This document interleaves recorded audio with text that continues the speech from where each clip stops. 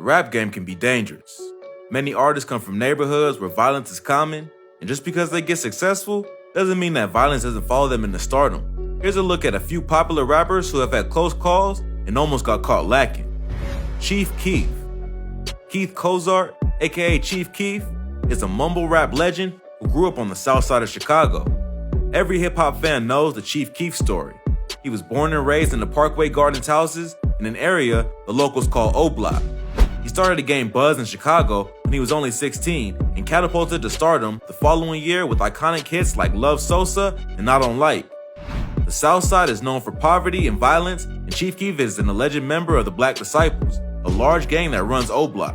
He's had numerous encounters with the law and has been in several violent altercations, including getting shot at not once, but twice. In 2011, he was arrested and charged with the manufacturing and distribution of heroin and was sentenced to house arrest. At the time, he was only 15 and lived with his grandmother in Parkway Gardens. In December of that same year, he left his grandmother's house and was spotted by police holding a coat over his hands by his waist. When they stopped and questioned him, he dropped the coat, pointed a gun at them, and ran away. Police shot at him, but missed. They eventually tracked him down, arrested him for weapons possession, and he was put back on house arrest. This incident only magnified the legend of Chief Keef, and rumors started to circulate online that he had been shot and killed. He released a mixtape titled Back from the Dead the following year, playing off the hype. But that wasn't the only time Chief Keef got caught lacking. He was also shot at in New York City outside the W Hotel in Times Square, over beef with the notorious Tekashi 6ix9ine.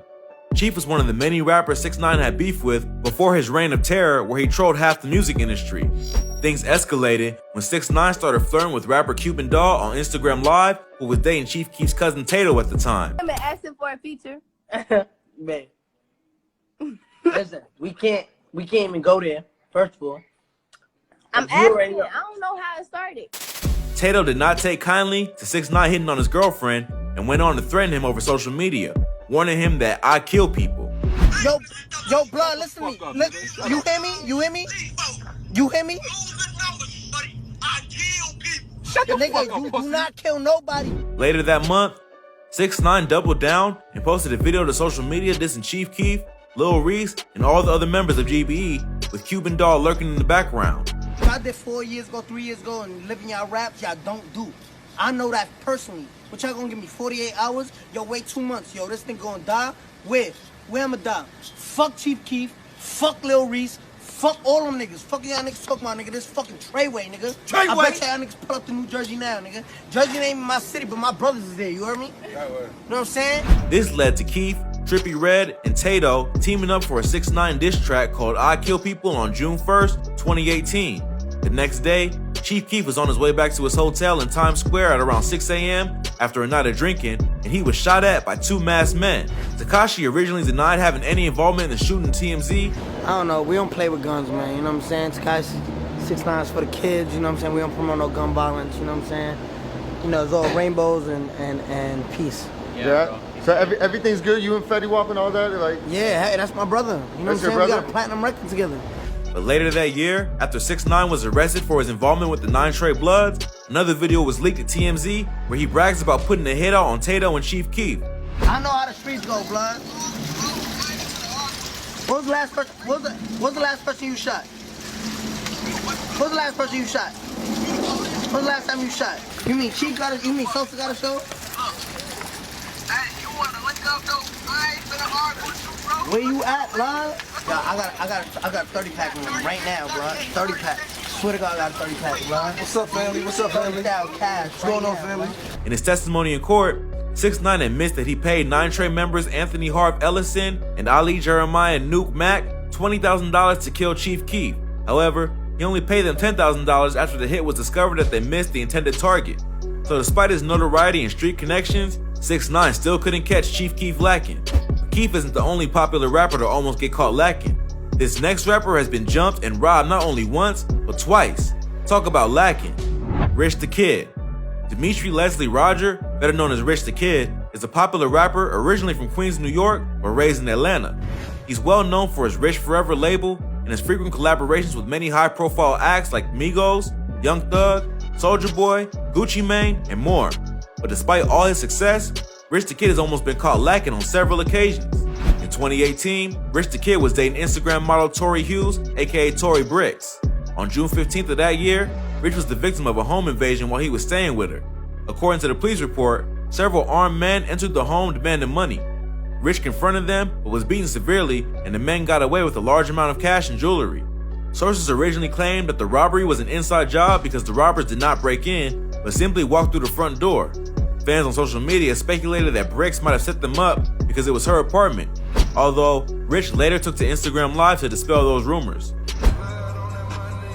Tory Bricks did not set me up, bro. Y'all quit saying that. But Rich the Kid did not learn his lesson and was almost caught lacking a second time the following year. On February 19, 2019, Rich the Kid was robbed again outside of the Westlake recording studio in West Hollywood, California. Rich was in the studio recording his own album at the same time Usher was recording. Earlier that day, Rich had posted a photo to Instagram holding stacks of money with the caption, "Always in the bank, Mo deposit." A few hours later, as Rich the Kid was leaving the studio, 3 armed men confronted him, demanding the stacks of cash. Rapper Rich the Kid, one of the potential victims in an attempted robbery and assault in West Hollywood. It happened near Santa Monica Boulevard and Green Acre Avenue. Sheriff's officials say shots were fired during all this. It's not clear who fired those shots. We did see paramedics treating people at the scene. Authorities believe that the Instagram post was the motive behind the attack. They must have used the photo to track Rich's location and waited for him outside the studio. Rich was not seriously harmed in the attack, but the robbers did let off several shots before escaping. Hopefully, Rich the Kid has learned to be more careful. He was robbed and nearly shot twice in the past few years and has lost a significant amount of cash and jewelry. So either he needs to beef up his security or he needs to quit posting his money and whereabouts online. But Rich the Kid isn't the only Atlanta rapper who was almost caught lacking. This next rapper nearly lost his life in a deadly shooting. Young Thug. Jeffrey Lamar Williams, better known as Young Thug, is a rapper from Atlanta, Georgia. Thug is known for his eccentric behavior, unique delivery, and wild fashion sense. He grew up in the Sylvan Hills of Atlanta, also called Zone 3, and was one of 12 children. He started gaining a buzz after signing to Gucci Mane's 1017 Brick Squad label in 2013 and started to gain national attention for his involvement in Rich Gang with Birdman and Rich Homie Quan.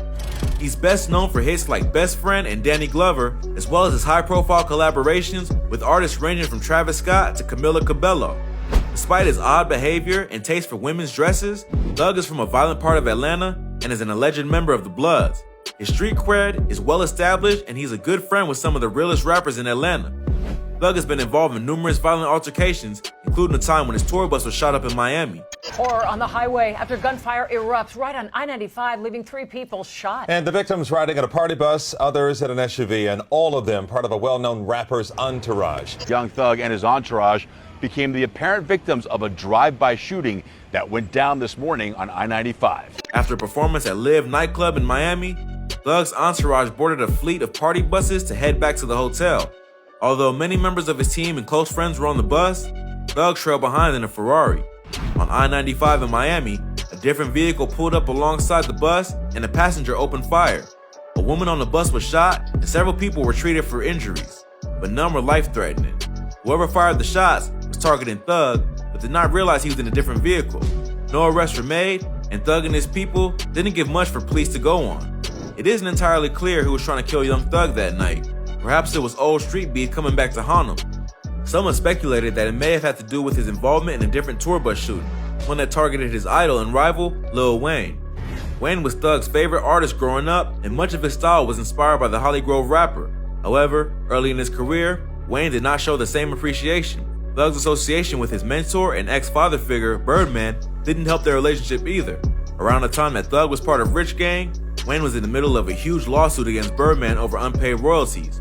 In 2014, Wayne claimed on Twitter that he was attempting to release his 5th installment of his Carter series, but it was being held up by Cash Money.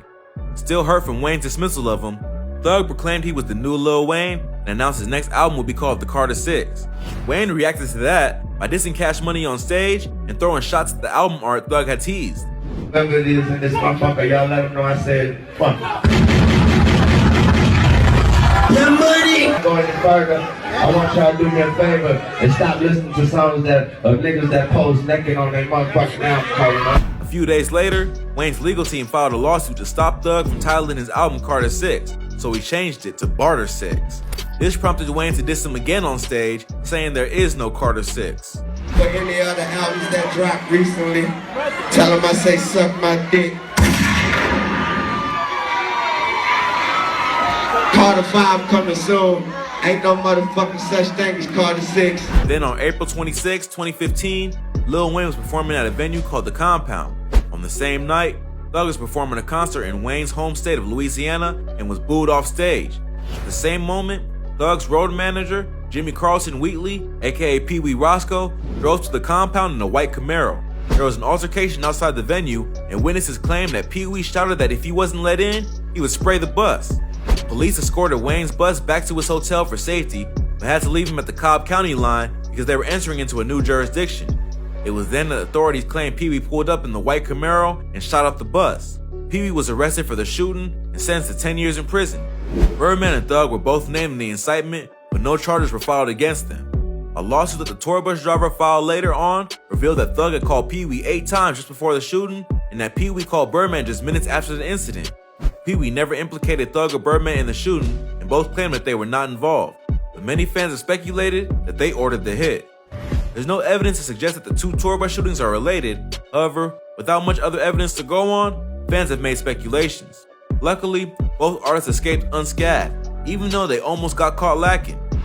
If you like this video, check out some of our previous videos. From rappers caught lacking to rappers caught snitching, we cover the most insane stories that you need to hear. Well, that's all for today. If you enjoyed this video, go ahead and give us a thumbs up. Let us know in the comments what you'd like to see in the future. Don't forget to subscribe to our channel. Hit the notification button so you never miss any great content like this. Catch you in the next video.